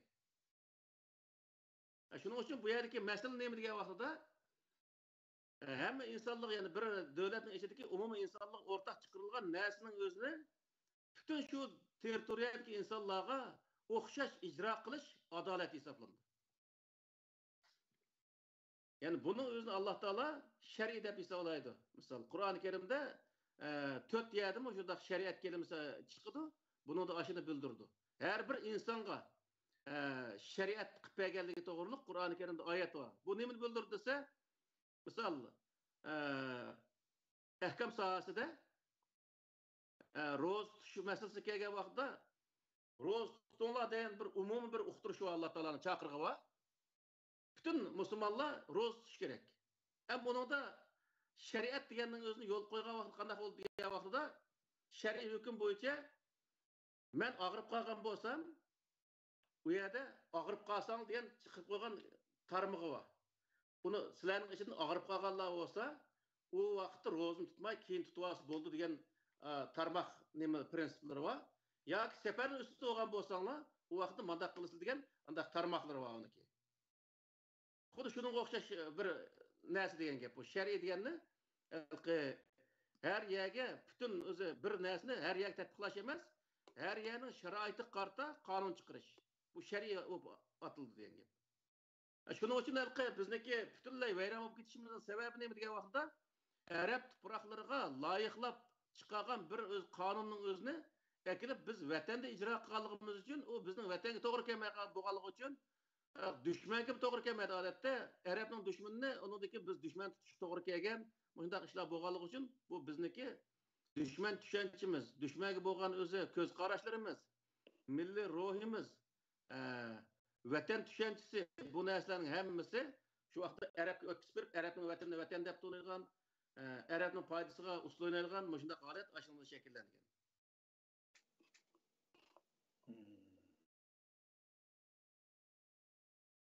Okay. Demek İslami devlet ve kanuni şeriat diyen sözün Allah'ın dininde onda nüfusu yok yani ornu yok. Ya hiç kandak asası yok onunki. Bu Kur'an-ı Kerim nemini boruyordu devlet kuruşta diye vakti insanlık devlet kuruşuna boruyordu. Şu teritoriyanın içinde mesela hazır ben Angliya'da yaşavatım. Angliya territoriyasının içindeki insanların hemmesindeki hukuklarını okşaş qoğdaydıgan haletteki bir devlet kuruşunun özüne boruyordu diyen gap. Anaylığa vaktıda. Yani her devletteki insan, her devlet ne Allah Teala'nın buyruğu boyunca ettiği vaxtda her devlet özünün territoriyadaki insanlara adaletle hüküm kılış arqılıq hemmesinin hukuklarını okşaş qoğdaşının özüne boruyordu diyen gap. Bu adalet bu hem de. Muşu meselede adalet kılış arqılıq deydi. Bəzilərinin nefs xahişiga fırsat vermese mesela o bana hücum kılgan yoki tajovuz kılgan yoki mening haqqimni bermedi deb shikoyat qilib chiqadi mesela ishdan qolgan. Bundaq odamlarga ba'zan davlatlar ma'lum doirani bo'lib berib olamishasiniki nima bo'lsin. Nima qilsam mening ishida qilib teshik chiqma deydigan bir nimalarni belgilaydigan hamda choralarni. Yani bu şer'i kanun, İslami devlet atalgısı düşüncesi bilen fikir kılgan qarindoshlarning nazarida mushkil şekildeki hal qilishning çağrılarını onunla yol içip berganlik bu zaman günah şerik olmaz deydigan qarash ig'ramda shunday qaraydi.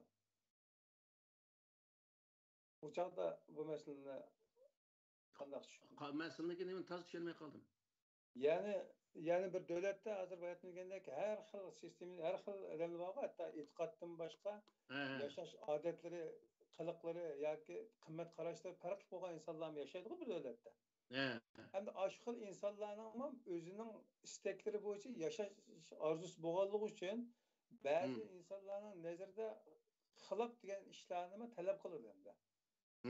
Bunda bir avval aslida bununla ma'lum bir rayoni bo'lib berib sen avında olsa meşe müşkattakning işinden çıkmayı nimish qilsan qil degan şekilde hal qilish chorasini o'tirib qo'yib shunday qilib kelyapti. Demokratik davlatlarda. Ama şu İslamni qonun qilamiz, islomiy davlat quramiz, shariatni qonun qilamiz degan fikr tushunchadagi qarindoshlarning nazarida bu xil hal qilish choralari shu ishlarga yo'l ichib berganlik, gunohga yo'l qo'yganlik, uning sherik bo'lganlik qatorida tushuniladi ekan. Bunga qanday ishim beramiz? Bu misal bunun kısımı uçuk demeyi bazı meselenin özü misal Avrupa'da okşaş cinsiyetler meseleleri var. Bir tür hem de. Şu işlerin bir türü. Ayallah halkı paşı kanıga nem kıldıgan aynı işler var. O işlerin hem de türleri hem bula. Hoşa. Bu işlerin özde Allah Teala ne deydi Kur'an-ı Kerim'de diye vaxtıda misal Aşı nemige kelgen bolsak da yaxşı ketdi. Azatla jipçi verildi de olsa. Hoş. Bu yerdə məsələni ikkiyə böldü. Misal fahiş meselesi kelgan vaqtida ayollar bilan erlar bilan ashundaq munosabat qilgan ashundaq ishlar kelgan vaqtida nima deydi degan vaqtida tapay ashning o'zini demaslar men Qur'ondan. Vallazani degan bir oyat bor edi Qur'onda. Lut kavmininki. Ya, o emas. O maxsus oyat var.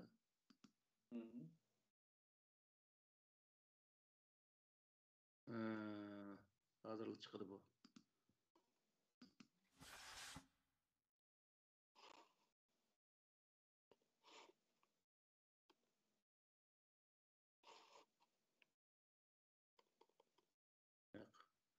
Vallahi qayerdi bu?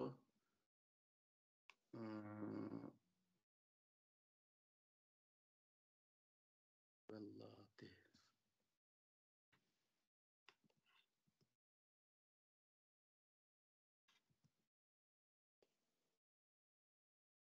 Zina qiluvchi erlar, zina qiluvchi ayollar degan bir oyat var. Vallati yatina minkum fahişete degan oyat shu. Sur Nisa'niki 16. oyatimi deb o'ylayman. Mandaq savol tushirganlikni biz his qilmagandan keyin, shunday shuki. Xo'sh. Sur Nisa'niki 15-16 oyat ekan. Vallati yatina fahişete min nisaikum fastashhidu alayhinna arba'atan minkum. Fa in shahidu famsikuhunna fil buyuti hatta yatawaffahunna al-mautu ev yec'alallahu lehunna sabila. Vellezan ya'tiyaniha minkum fa'azuhuma fa in taba ve aslaha fa'arizu anhuma degan mush oyatning o'zi nima deydi desa? Ayollar bilan bu yerda buni terjima Qur'onda nihoyat xato tarjima qilishdi. Bu oyatning o'zi ochiq turadi. Allati deganning o'zi ayollar uchun keladi misollar. Arab grammatikasini o'qigan odamlarimiz biladi. Vallat degan ayollar bir-biri bilan fohish qilgan bo'lsa, ularniki shunday fohish qilganlikqa 4 odamni guvoh qiladi deydi. Agar u 4 odam uning guvoh bo'lsa, ularni qanday qilsa desa, famsikuhunna fil buyuti. Uyda tutib turasizlar deydi. Hatta yetavaffahunna al-mautu. O'lguchilik. Yoki ev yec'alallahu lehunna sabila. Yoki Allah onunga bir yo'l chiqish yo'li bergichilik. Chiqish yo'li nima desa, chiqish yo'li tövbe. O ayollar agar tövbe qilsa, uningga bo'ldi buningdagi qilmayman deb tövbe qilsa, bu tövbe qilish ishlari ma Turkiyada borki. Misal bir terroristning o'zi aldınıp terörist qilib qolgan bo'lsa, men ikkinchi qilmayman deb tövbe qilsa, bu tövbesini qabul qilib jamiyat qo'yverdik misol. Egashkichi o'g'ashqa. Bu Qur'onning o'zi nima deydi desa, bu zina fahişini Allah Teala ikkiga bo'ladi. Ikkiga bo'lib, o'yning ichida boshqalarga davron sanmasdan, boshqalarning o'zida bu yaxshi ishga shuni qiling deb o tashviq qilmasdan, yoki bu yomon ishga boshchilik qilib boshqa odamlarning o'zini oqsiq serib, buzuqchilikqa ep mangmasdan o'zi qilgan bo'lsa, buning o'zi. O'zi shaxsiy qilgan bo'lsa, bu oyat shuni qaraydi. Shunda qilgan bo'lsa, bu vaqtda bu ayolining o'zini o'lguchilik o'ytib turish yoki ular Alloh taolo chiqish yo'li bergichilik ularni o'ytib turadigan gap. Bu nima degan gap vaqtida o'ytib turimiz, o ayol o'zi bekunsi bo'ldi, men buni voz kechdim, bunidagi hargiz undaq ishni qilmayman deb tövbe qilsa, tövbe qilib ya bir yigitni deb tigib oladi. Shu vaqtida uning chiqish yo'li bo'lgan bo'ldi.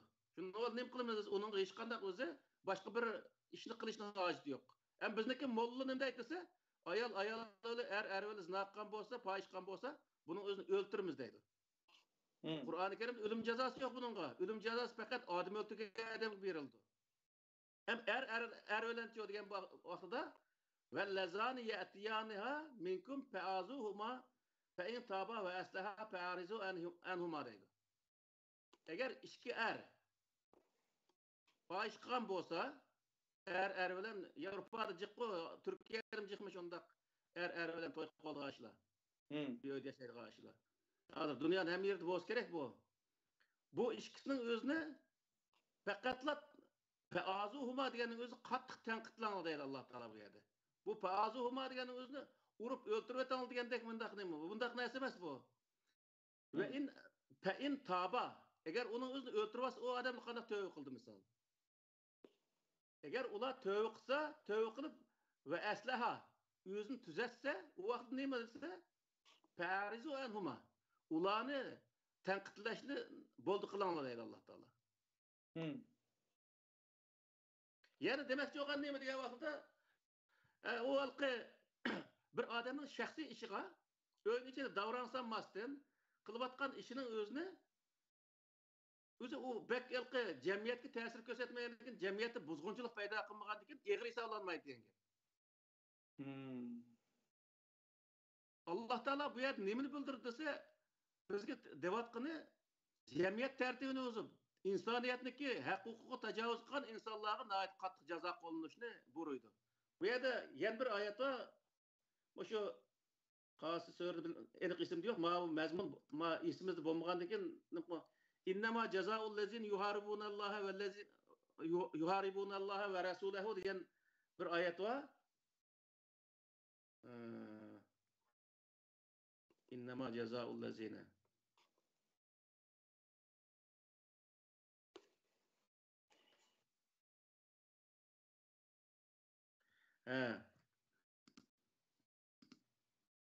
Sure Maid'in 33. ayeti. İnnemâ cezâullezîn yuhâribûnallâhe ve resûlehu ve yes'evne fil arz fesaden ey yuqattalu ey yusallabu ey tuqatta eydihim ve erculuhum min khilafin ey yunfevne minel arz. Diyen moş ayetin öz nemini bildirdiyse Allah'ın Resulü'ne karşı çıkan insanlar. Yuharibûne diyenni Allah'ın Resulü karşı çıkan diyenni bu nemini bildirdiği vakitte Allah'ınki Kur'an-ı Kerim'de koygan prensiplerine kımmal diyen işine karşı çıkan insanlar. Ve yes'evne fil arzi fesaden. Ve zeminde buzgunçuluk kılışta aldığın katardı mangan insanlar. Yani adil bir devlet olsa o devletin özüge kozgulan kılıp devletini ağdırıp ötüş için adil devletin özüne. Zalim olsa o başka gep. Adil bir devletin özünü ağdırıp ötüş için bu yerde onu başçılık kılan insanlar. Ya olmaydı payışkanı aşkan, aldamçılık kılıçta başçılık kılan, koyumçılık kılıçta başçılık kılan, hazırkı vaxtda mafya deyimiz go. Mafya, rikte deydigan O'rta Asiyada bar bunday narsalar. Aşındaq işqi başçılık kılan, aşındaq insanlardı Allah Taala nima deydi dese, ziminde o insanlar buzgunçılık kılgan insanlar deydi. Kişilerin mal mülkiga tehdit salgan, insanların hayatıga tehdit salgan, mushundaq insanlarni Allah Taala bu yerda ve yes'evne fil ardi fesaden deb bayon qiladi. Bunun cezası nima degan vaqtida ey yuqattalu ev yusallabu ev tuqatta aydihim. Bular öldürülüş, yani ölüm cezası veriş, bular dağı es cezası veriş, futkolun çapraz kesiş cezası veriş, ev yunfevnu minel arz. Yunfevnu'nun özü ziminde qo'g'landı qilish degan o'rallar tarjima qilib to'xtab qo'yganda, yunfevnu minel arz degan o'zi aslida uning tövündeki cezalar, iqtisod ceza, turma cezası, misalda muşunun cezalını beriş arqılık bularga mına ceza verildi. Yani demek ki yo'qun nima degan vaqtda bayqı sözünün özü ikki ayolning o'zi bir uy kirib uy tutib olgan bo'lsa, buni Norvegiyada Sambur deydi. İkki ayol bir yerda yashayotgan bo'lsa, nima? Nima? Lezbiyanka deydi Norvegiyada. Mayli lezbiyanka ma nimada? Hamda aşının özü nima degan vaqtida ikki ayol bir yerda yashab cemiyetga fitna fasod termay, cemiyetga buzg'un cemiyet tertibini buzmay yaşagan bo'lsa, bularning o'zini tanqidlandi. Uyga akirib olib, ularning o'zini to'yqa vaqtida bo'ldi biz endi bu ishni qilmayli, aytib aram topayli degan vaqtda uni qo'yib etildi. Erlarcha degan vaqtda ishkar bir yerda yashayotgan bo'lsa, buning o'zi faqat tanqidlandi qattiq. Agar u ham buniki sirtiga chiqib, u ishga ayol olmay, u ayollar ko'paytib ming'ilgan yoki nurg'un ayollar boshchilik qilib, uning o'z jamiyatni fasod qilib, jamiyat tartibiga buzg'unchilik qilib, davlatning qonunini buzib, bundaq bir ishni qilgan bo'lsa, buningga o'lim jazosidan boshlab, toki turma jazosi, ixtisos jazogachilik shundoq berildi deb Alloh taolo bu Qur'onda buni belgiladik. Ya'ni dunyoda shuni qiladi hozirgi vaqtda, masalan, bir yerda eğer şundaq bir adil bir devletniki devletni vayron qilib o'tish uchun o'tirib chiqqan bo'lsa, uni oldini zodi muddatli qilib, Yevropada o'lim jazosi amaldan qoldirilganligi uchun o'lim jazosi bor davlatlarda o'ltirdi misol. Oxirisining o'zini turmush solaydi yoki iqtisod jazo berdi. Ya'ni bu yerda masala nima degan vaqtda? Masala jamiyat tartibini buzish, insonlarning hayotiga tahdid solish, insonlarning mol-mulkiga tahdid solish, adil bir davlatning o'zini o'rib o'tish, bunga o'xshash ishlarni qilgan insonlarga shu jazoning birisi berildi degan gap. O'tganda bir gap bo'ldi, Sura Kahfidagi Musa alayhissalom bir mangan bir odamning o'zi bir bolni o'ltirib o'tdi nima ish qilgan. Uniki javob mushu yerda. Bolning o'zi g'ulom deydi u yerda, g'ulomning o'zi odatda Arab tilida bu normalda kichik bolalarga ishiltildi. 17-18-20 yoshlik bolalarga ishiltildi odatda. Xotlanmagan bolalarga g'ulomni ishiltildi arablar. Bu bola insonlarning o'zini yomon yo'lga yetaklab, aşağıda şu jamiyat tartibini buzgan az deb, ota-onasini shu yomon yo'lga, shu jamiyat tartibini buzish tarafdori bo'lgan shu yo'lga majburlaganlik voqelik bor edi. O odamning o'zi bilimlik odam deb oyda bayon qiliqlik, o bilimlik odam deganning o'zi Alloh taolo maqsadning bir o'z dars o'tib bilimli qilib qo'ygan odam emas, odam deganlik emas. Bu odam shu yerdagi, shu mahaldagi, shu rayondagi ishlarni yaxshi biladigan odam degan gap.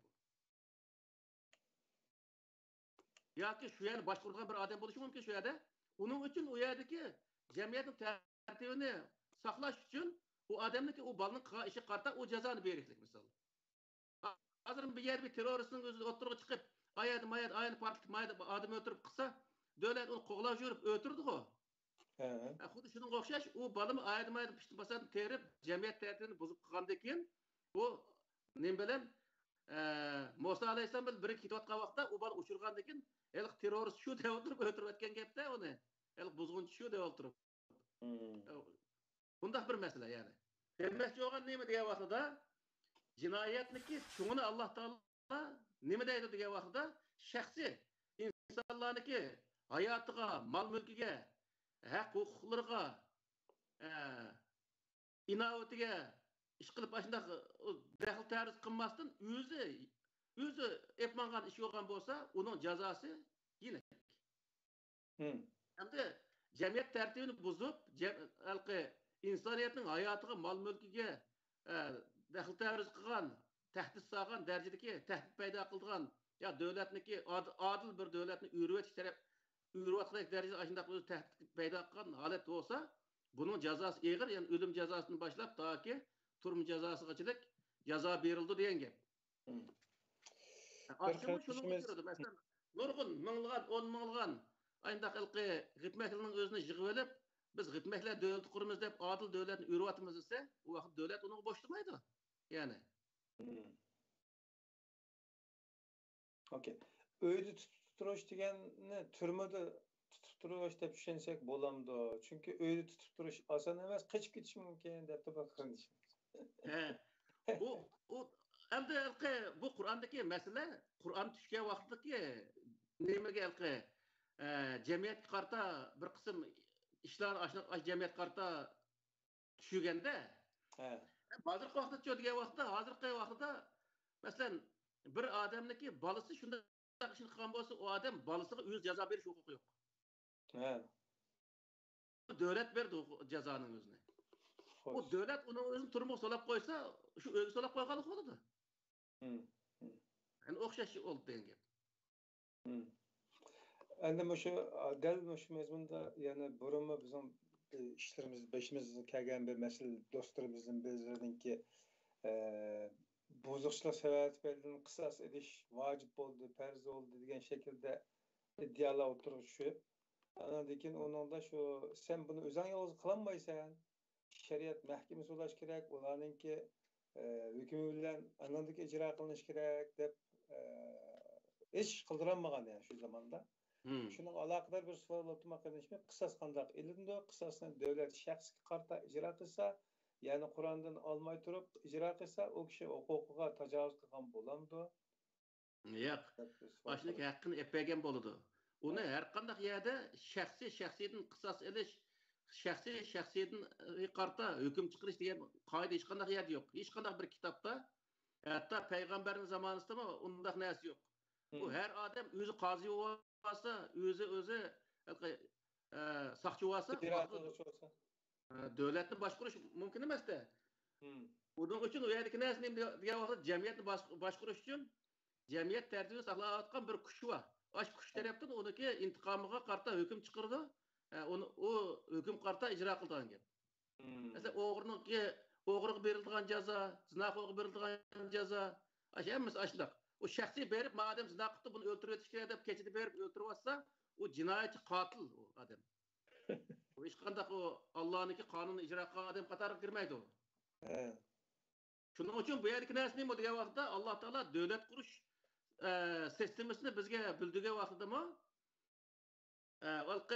o'ngchivashqa har bir odamni bir qozi qilib emas, butun millatniki o'rtaq manfaatni asos qilgan, o'rtaq inovatni, o'rtaq hayot, mol-mulkini asos qilgan Qur'oni Karimda. Men mushunga asosan qurildi u narsa degan gap. Boshqa ketib qoldiki, ma qisosda hayotlik bor degan oyatni tushunishga so'rabdi ko'ramiz. Boshqa oyat ketib qoldi. Buni boshqacha so'rsak o'g'dak. Undaqda uni shu odam o'ldirish degan bablar, qotilniki jazosi degan bablar keldi, mavzular. Shu vaqtda nima qilaylik? Uni o'zi hozir kirkatsak ketayveramiz buningda. Shuna qildi. Xo'sh, undaqda bugungi asl temaga qaytib kelsak, bugungi yig'ilamdi.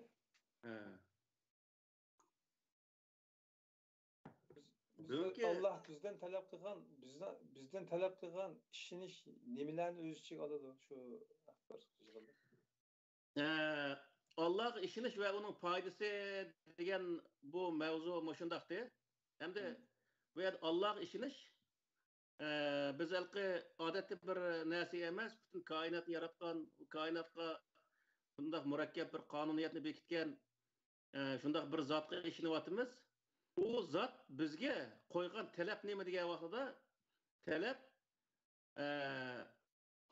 insonlar butun koinotdagi narsalarning hammasini Allohning yaratganligini, shu jumladan butun insoniyat Alloh taolaning maxluq ekanligini, butun maxluqlar Allohning oldida o'xshash ekanligini.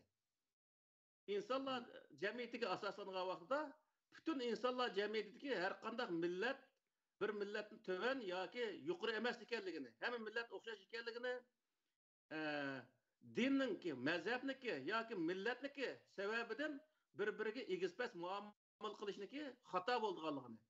Hamma millat masalan bir davlatning ichida nurg'un millatlar bo'lsa, bu millatlar hammasi u davlatniki qonunda huquq sohasida o'xshash o'zi huquq ega ekanligini Allohning nazarida men mush Allohniki mush qonunning o'zini ijro qilgan vaqtda adil bir qonun ijro qilganlik bo'lganligini Alloh taolo bizga bayon qildi degan gap.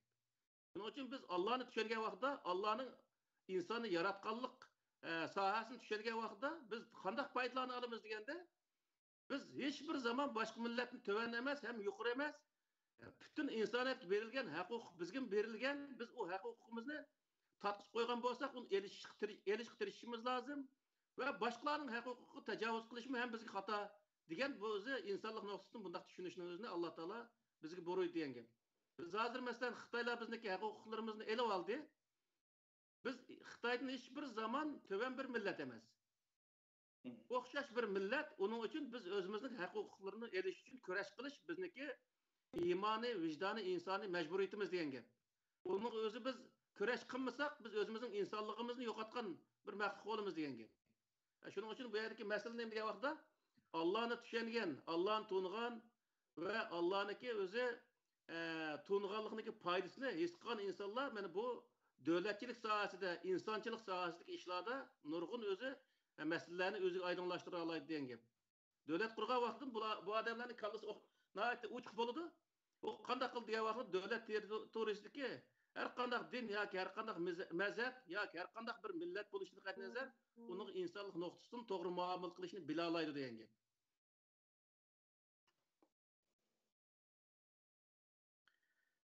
Xo'sh. Men biraz savol hayajonlandingmi? Mening biraz savolni men manda so'rabdim, Allohga ishonish degan mavzuning o'zini ayrim shaklda Allah bizden talep qilgan ishonish nimalarni o'z ichiga oladi. Ya'ni qaysi narsalarga ishonishimizni talep qilgan. Bu mazmunda bir yig'inchoqlik lazım. Onun paydası hakkında to'xtalib qoldik zaten so'nga o'tdi. Allohga ishonish babidagi ishonish, Allah bizden talep qilgan ishonishlar nimalarni o'z ichiga oladi. Biz nimaga ishonishimiz lazım? Shuni bir Allohga ishonish deganlik bu Allah'nınki barlıqqa, birlikiga ishonishni boruydu. Bu vaqtda bu nemiz qandaq o'z asosida ishonish degan vaqtda bu halqi mantiq jihatni, falsafiy jihatdan deymiz. Falsafiy jihatdanmi Alloh taoloni biz ko'zimizda ko'rolmaymiz. Ko'rolmagandan keyin Alloh taolo yaratgan maxluqotlik qarab, koinot qarab, o koinotni yaratgan zotning borlig'ini hech qanday bir narsa o'zidan paydo bo'lib qolmaydiganligini his qilib, o narsani paydo qilgan zotniki Alloh ekanligini bilishimizni boruydi. Mana shu Alloh ekanligini bilgan hamon Allah Taala'nınki yaratgan mahluqlari orasidagi barobarlikni. Bu yerda biz faqat insonlar orasida to'xtaldik hozir. İnsanlar ustida. Aslida bu bütün mahluqotlar orasidagi o'xshashlik bu. Yani onun için Allah Taala Qur'oni Karimda kulu ve şrabu ve la tusrifu degan oyatlarni ishlatdi misol. Bu nima degan bo'ldi desa, o hech qanday narsa bekor yaratilib qolgan emas. Bekor yaratilib qolgan emas to'g'rilikmi oyat bor Qur'oni Karimda. Shuning uchun bu yerda biz bir narsani iste'mol qilgan vaqtdami, o'zimiz topgan qatorda emas, bu bizga o'xshash bir maxluq qatorida uni isrof qilish, uni bir zulm qilganlik qatorida uni joyida ishiltish, normal ishiltish, yoki bo'lmaydi uning ehtiyojli o'zimizni eshib qolsa ehtiyojli odamlarga berish orqali ishiltishga o'xshash bundaq o'zi qoidalarni bilish, bu Alloh taoloniki o'zi bizga buyurgan ishlari, Alloh taoloning to'nganliginiki o'zi nimalar bu foydalar bu bo'ldi. Agar biz bundaq ishlarni qilamisak degan vaqtda Alloh taoloning to'nganligi hech qanday ahamiyat olmaydi degan gap. Shuning uchun bu yerdagi masala, tüp masala nima degan vaqtda Allah'ın to'nish, Allah'ın to'ngandan keyin oldigan foydamizmi? Yana o'zi boy deganga o'xshash, toki davlat qurish, davlatning ichidagi sistemadan tortib hamma sohada nurg'onlagan foydani oldiganligimizni his qilishimiz lozim degan gap.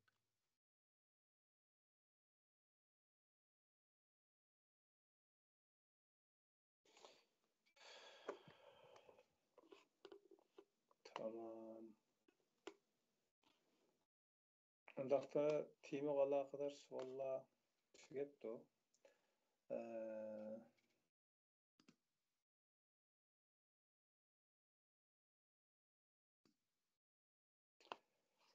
Undaq bugun müşakkalar bo'lsa, bo'g'idek. Çünkü vaqtim bir yerga to'xtaydi. Hali 2 soat kadar qoldi. Biraz keyingi mezmun biraz kengayib ketib qoldi. Amagayliklar qatam ko'rishcha, Cenab-ı Allah topshiramiz. Aman bo'ldi. Bütün öz ekran aldık qarindoshlarga salom, Allohga omonat kelar, qatam ko'rishayli. İnşallah. Bo'ldi, ma'qul. Aman bo'lsinlar. Allohga omonat. Muhtaram qarindoshlar, bugungi program bu qadar bo'ldi. Ustoz Kerim Zahir efendiniki taqdim qilishida bugun Allohga ishonishga aloqador mazmunlarni va unga ishongandan keyin maydon kelgan foydalar haqida mazmunlarni o'rtoqlashgan bo'ldik. Savollaringlar, talab fikrlaringlar bo'lsa, programmaga aloqador yo'llasangiz inshaalloh diğerlerini yani qadrlantirishga, qimmatlantirishga tirishamiz inshaalloh. Aldığımızda başka programlarda tekrar görüşmek üzere. Cenab-ı Allah topşirimiz. Aman bulunlar. Selamun aleyküm ve rahmetullahi ve berekatuhu.